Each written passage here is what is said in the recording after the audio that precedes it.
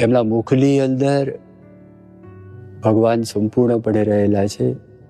અને એટલા જ માટે શ્રીજી મહારાજ સારંગપુર પ્રકરણના 10ના વચનામૃતની અંદર વાત કરે છે કે આવા સંતના જ્યારે આપણને દર્શન થાય ત્યારે એવું માનવું કે મને સાક્ષાત્કાર ભગવાનના જ દર્શન થયા. એમના વેણની અંદર પણ ભગવાનના વેણ છે. એ જ્યારે આશીર્વાદ આપે છે ત્યારે ભગવાન જ આપણને આશીર્વાદ આપી રહ્યા છે. જ્યારે બોલે છે ત્યારે ભગવાન આપણી સાથે વાતો કરે છે. જેના મુખમાં મુખ મહારાજનું,